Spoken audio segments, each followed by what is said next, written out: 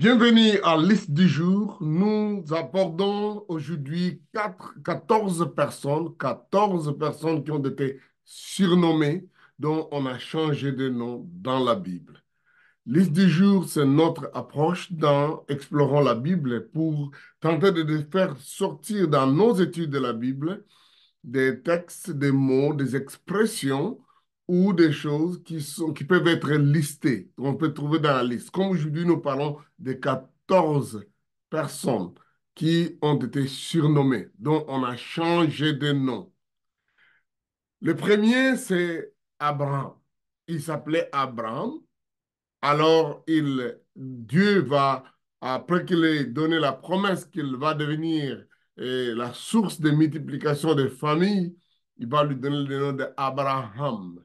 Nous voyons ça dans Genèse chapitre 17, du verset 4 au verset 6. Dieu lui a dit, désormais, ton nom ne sera plus Abraham, mais Abraham.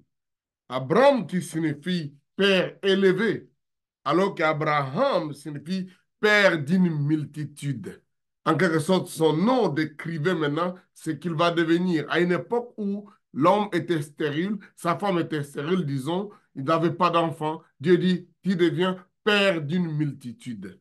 Et il le deviendra effectivement, tout le peuple d'Israël et même tous les gens de la foi, nous tous, nous nous considérons, nous savons, en fait, Dieu nous appelle fils d'Abraham. La deuxième personne qui aura un changement de nom se trouve dans le même chapitre de Genèse, c'est Sarah, Sarai. Sarai, c'est la femme d'Abraham. Et maintenant, Dieu dit, donne la promesse à Sarai de devenir la femme qui, en fait, la mère d'une multitude. Et il va lui donner le nom de Sarah. Sarah, Sarai avec S-A S-A-R-A-I, mais Sarah, c'est S-A-R-A-H pour plusieurs, donc même sans H, mais Sarah. Donc, nous voyons ça dans Genèse chapitre 17, versets 15 à 17. Donc, Sarai signifie noble, une femme distinguée, alors que Sarah signifie princesse. Dieu dit, tu ne seras plus juste une femme distinguée, noble, mais tu seras une princesse. Pour moi, elle était distinguée par sa beauté. On parle de ça dans une autre de nos listes. La troisième personne qui va avoir un changement de nom ou qui va être surnommée, c'est Jacob. Nous devons comprendre qu'à l'époque de la Bible, où, comme dans beaucoup de civilisations, les enfants ont le nom à leur naissance, où l'environnement, les conditions ou les circonstances dans lesquelles il naît, où les parents vivent. Et Jacob va avoir son nom de Jacob parce qu'il est né jumeau avec son frère. Et quand ils sortent, avant qu'ils ne sortent du sein de leur mère, donc qui donc, Rebecca, euh, la Bible dit qu'il a eu la main, qu'il a touché les talons de son frère. Il a touché les talons de son frère qui était Ésaü. Et quand Ésaü naît après, maintenant, Jacob apparaît, oh, il a touché les talons de son frère. Il est donc Jacob. Donc, en quelque sorte, toucher les talons, c'était comme surplanter. Donc, en quelque sorte, quand les frères sortaient par les jambes, c'était d'abord la main de Jacob qui apparaissait. Mais on sait que c'est lui qui naît le premier et le fils aîné, ce qui fera que Isaou va être le fils aîné. Et donc, lui, on lui donne le nom, un enfant qui a surplanté ou en quelque sorte qui a trompé. Parce qu'on l'a vu, sa mère dit, oh, c'est lui le premier. Non, non, non, on vient voir, c'est Ésaü qui sort le premier. Nous voyons ces récits-là dans le Genèse chapitre 25, versets 24 à 26. Mais nous allons nous rendre compte que plus tard, dans leur vie de tous les jours, Jacob va apparaître juste un supplanteur, donc un menteur, un trompeur. C'est lui qui vient et même il a dit tromper son père, bon, en connivence avec sa mère Rebecca, et pour recevoir la bénédiction du fils aîné quand il n'était pas. Mais en réalité, on sait que Ésaü a vendu son droit d'aînesse parce qu'il avait faim. Il a dit, bon, qu'on en veuille des droits d'aînesse, c'est rien, prenez. Bon, j'ai... Donc, ce qui fait qu'il l'a supplanté. Et de là, quand le père va bénir, va apporter la bénédiction du fils aîné à Jacob, Ésaü va s'écrier. Il dit, parce qu'on l'a appelé le nom de Jacob, qu'il m'a supplanté 2 fois de plus. Il a pris d'abord mon droit d'aînesse et maintenant il prend comme ma bénédiction. Nous lisons ça dans Genèse chapitre 27, verset 36. Et il va vivre avec cette notion d'un trompeur, de quelqu'un qui a supplanté, de quelqu'un qui a touché les talons, qui a paru être premier, mais qui n'est pas, qui ne l'est pas. Et plus tard, dans sa marche, fouillant son frère, ayant des enfants, bref, il va être lui-même trompé plusieurs fois et il va se battre pour réussir dans sa vie jusqu'à ce qu'un jour, dans un rêve, il se trouve en train de se battre contre une personne. Une personne, un ange ou comment, mais la Bible dit qu'il a tellement combattu toute la nuit que la personne qui le combattait ou l'ange lui a dit, laisse-moi partir. Il a dit, je te laisserai partir avant que tu me bénisses. C'était un homme qui cherchait les bénédictions à tout prix, à tout prix. Et là, l'ange ou la personne l'a cogné à la donc, aux hanches, de telle sorte qu'il a été fracturé. Mais lui a posé la question, comment tu t'appelles? Il dit, je m'appelle Jacob. Il dit, non, non, non, désormais ton nom ne sera plus Jacob, ton nom sera Israël, parce que tu es celui qui a combattu ou lutté avec Dieu et qui a été trouvé vainqueur. Il me semble que c'est déjà une image d'Israël qui se bat toujours pour la survie avec les secours de Dieu. Donc, nous voyons ça dans Genèse chapitre 32, du verset 24 au verset 28. Donc, il va connaître ce changement de nom de Jacob à Israël. Et plus tard, toute la Bible, en fait, il est l'un des noms les plus nommés, les cités dans la Bible, parce que tout son peuple sera défini par, tout le peuple juif sera dit le peuple d'Israël. Et la nation même prendra le nom d'Israël qui vient de cet homme-là, qui était Jacob. La quatrième personne dont on voit le changement de nom, où il a été surnommé par quelqu'un d'autre, c'est Joseph. Joseph est né de sa mère Rachel, qui était l'épouse, l'une des épouses de Jacob. Après que sa mère ait souffert pendant longtemps pour l'avoir, sa mère, quand il va naître, il va dire, oh, Dieu m'a enlevé l'opprobre et qu'il m'ajoute encore un fils. Et c'est de ce nom-là, enlever l'opprobre et ajouter vient le nom de Joseph. Et maintenant, quand il sera haï par ses frères, vendu comme esclave en Égypte, là, dans la prison, il interprète le rêve de l'un des serviteurs de Pharaon. Et quand il vient, donc on l'amène au palais, il interprète quant à la vision ou les songes de Pharaon. Pharaon va le prendre et lui donner le poste de pratiquement premier ministre ou vice-roi de l'Égypte. Et là, Pharaon préfère lui changer le nom. Il lui donne un nom un peu, il a prononcé Japheth Penah. Donc, il prend ce nom-là. Vous voyez, son nom était Dieu m'a enlevé la honte et qu'il m'ajoute un nom, un autre fils qui signifie Joseph. Mais maintenant, les pharaons lui donnent un nom qui est pratiquement attaché à sa divinité, en quelque sorte, parce que ce nom-là signifiait comme le prince, le dieu de l'Égypte. Donc, c'est un nom différent. La cinquième personne qui va connaître un changement de nom, qui va être surnommé ou qui va se surnommer lui-même, c'est Naomi. Naomi, son récit se trouve dans les livres de Genèse. Bon, c'est mieux que je donne la référence pour Joseph quand même. C'est dans Genèse chapitre 41, verset 45, où nous voyons le changement de nom de Joseph. Mais maintenant, Naomi, c'est dans les livres de Ruth, où on raconte l'histoire d'une dame qui est partie avec son mari dans un pays étranger, et là, il perd ses enfants et son mari qui bon, revient en Israël, revient chez lui, de la région de Moab où il était parti avec sa belle-fille qui est Ruth. Une belle histoire, une poupée formidable. Alors, maintenant, quand il retourne, hein, les gens du village regardent, oh, voilà, celle qui était partie à Moab, ça doit être Naomi, ça doit être Naomi. Elle dit, non, non, non, non, non, ne m'appelez plus Naomi. Parce qu'en fait, Naomi signifiait plaisant, délicieux, délicieuse, plaisante, qui est plein de choses. Bon, alors, il dit, non, ne m'appelez pas comme ça, parce que je suis parti, j'avais des biens, mais voilà, l'Éternel me ramène avec les mains vides. Je suis Mara, je suis amère, je ne suis plus aussi douce, aussi plaisante, aussi délicieuse. Au contraire, je suis amère, Mara. Donc, nous voyons ça dans Ruth chapitre 1er, versets 19 à 21.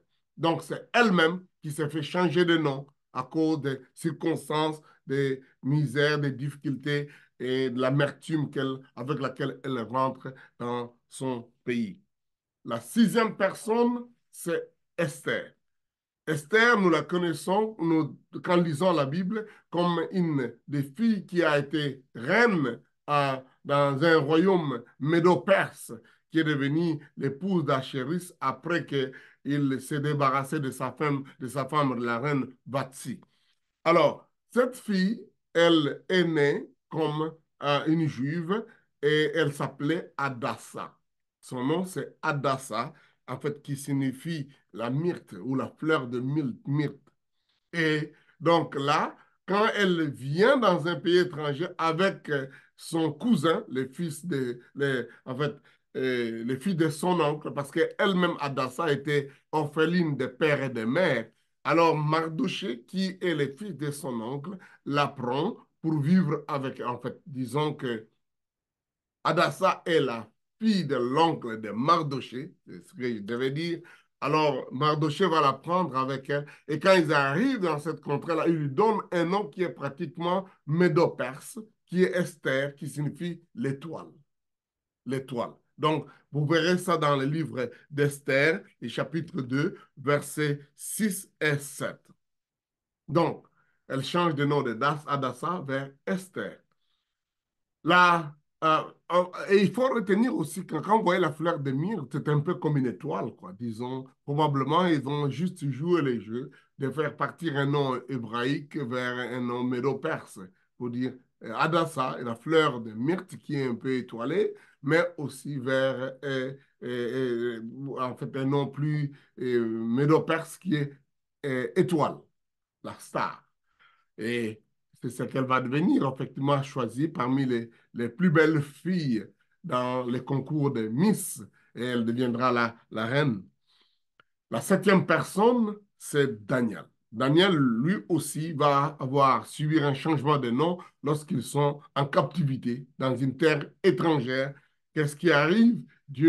Le peuple de Dieu est désobéissant et Dieu fait que l'empire babylonien vient conquérir Israël et emporte les gens, les amène en captivité, dont les jeunes gens de la famille royale, dont Daniel et ses compagnons, dont nous allons voir aussi, chacun devra connaître un changement de nom. Daniel, lui, de son nom en hébreu, signifiait Dieu est mon juge. Alors, quand les rois de Babylone les prend pour les mettre parmi les jeunes gens qu'ils vont former, entraîner à apprendre à devenir parmi les sages ou les conseillers des rois, les rois doivent les changer le nom à Belteshazzar, qui signifie en fait la faveur ou le prince du dieu Bel, donc d'un faux dieu, donc en quelque sorte. Et donc, dans le même contexte de Daniel chapitre 1, verset 7, on voit qu'il y a aussi les changements de tous les trois amis de Daniel, dont les Anania, qui signifie la faveur de Dieu. Alors, le roi de Babylone lui donne le nom de Shadrach, qui signifie les grands scribes royaux. Donc, probablement, il était quelqu'un qui écrivait très bien. Alors, on dit, bon, il n'est plus Anania, mais qui est Shadrach. Il y a aussi Michael. Michael, qui lui aussi signifie qui est comme Dieu chez les Hébreux. Alors, le roi de Babylone dit non, non, non, qui sera appelé Meshach. Meshach, qui signifie invité du roi ou hôte du roi. Nous avons donc, comme ça c'était le huitième et neuvième personne, les dixième personne donc, qui va connaître les changements, c'est leur ami Azaria. Azaria qui signifie l'Éternel a aidé ou l'Éternel a secouru. Alors, les Babyloniens disent non, nous ne voulons pas toujours qu'on cite le nom de l'Éternel en appelant tous les gens. Nous devons te donner le nom de notre Dieu, Abednego, c'est-à-dire serviteur de notre Dieu Nego, serviteur de notre Dieu Nego. C'est comme ça que les amis de Daniel, qui étaient Anania, Michael et Azaria, sont devenus donc Shadrach, Meshach et Abednego. Donc voilà des gens qui ont subi des changements de nom. Nous avons aussi maintenant quelqu'un d'autre qui va voir un changement de nom, d'appellation par Jésus-Christ lui-même. Simon, l'apôtre de Simon, lorsqu'il vient avec son frère André qui l'amène auprès de Jésus, Jésus le regarde et dit, tu es Simon, le fils de Jonas, mais tu seras appelé Céphas, Pierre. Tu seras appelé Céphas. Nous voyons ça dans Jean, chapitre 1er, verset 42. Donc, il va subir ces changements de nom. Un autre groupe de gens, donc une autre personne qui va connaître un changement de nom, c'est deux enfants des Zébédée, les fils des Zébédée. Jésus va les regarder, probablement par les réactions, leurs attitudes. Ils ont été parmi ceux-là qui avaient demandé que le feu tombe sur les villes qui n'ont pas accepté que Jésus puisse être accepté, qui n'ont pas accepté les témoignages de Christ là-bas. Il dit, Dieu, Jésus, faisons descendre le feu, le tonnerre qui puisse les tuer. Alors Jésus dit, vous deux là, vous êtes les Boanerges. Donc, leur nom était Jacques ou Jacob, et puis Jean ou Johanna, les fils de Zébédée. Mais Dieu dit, non, non, non, Jésus dit, non, non, non, ces ici sont les fils de tonnerre, Boanerges. Boanerges. Vous voyez ça dans Luc chapitre 9, verset 54 et Marc chapitre 3, verset 17. Ah, c'est ça. Nous avons en dehors donc de ces gens quelqu'un d'autre qui va connaître un changement de nom aussi. C'est qui? C'est celui que nous connaissons comme l'apôtre Paul. En fait, il était au départ Saul de Tarse. Saul de Tarse. Et donc, Saul signifie le désiré, quelqu'un qui est désiré. C'est un nom non juif, en fait. C'est un nom juif, je voulais dire, qui signifie désiré. Maintenant qu'il est appelé à aller en mission avec Barnabas, quand ils vont en route, et là, qu'est-ce qui va arriver? On dit qu'il va changer de nom. En fait, on va aussi l'appeler. Et probablement, il prend le nom de, pas probablement, il prend le nom de Paul, qui signifie les petits. Les petits. Probablement, il a pris ce nom-là pour s'identifier à lui-même. Je ne suis pas grand, je suis petit. Mais aussi, en le considérant à côté du grand Barnabas. Grand Barnabas. Mais là aussi, Barnabas, c'est une autre personne qui a connu un changement de nom. Parce qu'au fait, au départ, il a un nom différent. Laissez-moi donner une référence par rapport au changement de nom de Paul. C'est Actes des Apôtres, chapitre 13, verset 9. On nous dit Saul, qui est aussi appelé Paul. Et plus tard, aussi appelé deviendra son nom. On parlera de lui. C'est la même chose qui arrivera avec Barnabas. En fait, son nom du départ, c'est Joseph de Chypre. Il était un chypriote qui était l'un des riches qui a mis tous ses moyens à la disposition de l'Église. Il a déposé ça aux pieds des apôtres. Et donc, mais c'est un homme qui est encouragé par son exemple. D'ailleurs, c'est l'un des modèles qui a émulé peut-être Ananias et Saphira de faire de même, mais aussi pas de la même façon, en fait. Ils ont caché ce qui... Mais il était un gars, quand il faisait des choses, ça encourageait les autres à faire de même. Et il est aussi quelqu'un qui exhortait, qui encourageait, qui faisait accepter les autres. C'est lui qui accepterait que Saul de Tarse, celui qui était réputé persécuteur, méchant, tueur des croyants, que quand il connaît le Seigneur, il vient et Barnabas dit, oui, nous croyons, c'est un frère. Il l'amène auprès des apôtres. Il devient celui qui les fait accepter auprès des apôtres. et il va être celui qui encadre Paul au sol de Tarse dans le début de son ministère. Donc, probablement, toutes ces actes, toute sa façon d'être a amené que les disciples ne puissent pas cogner à l'appeler Joseph de Chypre. Il dit, ce type, il est fils d'exhortation, c'est-à-dire Barnabas. S'appelle Barnabas. C'est comme ça désormais, dans l'histoire de l'Église ou dans les actes des apôtres, on le connaît sous le nom de Barnabas. En fait, c'est un surnom qui lui a été donné à cause de sa façon d'être. Et donc, il est cet exemple qui nous montre que beaucoup de gens, c'est le 14e, beaucoup de gens ont eu des noms au départ, soit à cause des circonstances dans lesquelles ils sont nés ou les parents, mais leur façon d'être, leur comportement, leur attitude leur a fait changer de nom. Abraham à Abraham, Sarai à Sarah, et ainsi de suite. Nous avons Joseph qui a un autre nom que les pharaons lui donnent. Naomi qui se donne même le nom de Mara, Amère. Adassa qui devient Esther, Daniel qui devient Belshazzar, ça, quoi ça, Anania qui devient Shadrach, Miskaël qui devient Meshach, et puis Azaria qui devient Abednego. Nous avons un Simon, Monsieur Simon, qui devient Pierre, donc on connaît aujourd'hui comme Simon-Pierre. Nous avons Barnabas ou Joseph de Chypre qui devient Barnabas, Paul qui devient Saul qui devient Saul de Tarse, nous voulons dire Saul de Tarse qui devient Paul, le fameux apôtre, et aussi les deux fils de Zébédée qui sont surnommés par Jésus Bonerges. Oh, bon, on ne les a pas appelés souvent parce qu'on ne parle pas tellement de leur histoire plus tard, mais en quelque sorte, les comportements, les attitudes, ce que nous sommes amènera des frères, ceux qui nous connaissent proches, à nous surnommer, à nous donner un certain nom, un pseudonyme ou quelque chose qui nous décrit un peu plus que juste ce que nous avions été à la naissance ou ce que les parents ont dit nous donner. Donc, euh, notre comportement, en fait, beaucoup de gens disent les noms influencent le comportement, mais quelquefois, le comportement influence les changements ou amène les changements de nom de quelqu'un. Notre attitude, les choses, la façon dont nous réagissons et nous vivons peut amener ces genres de changements.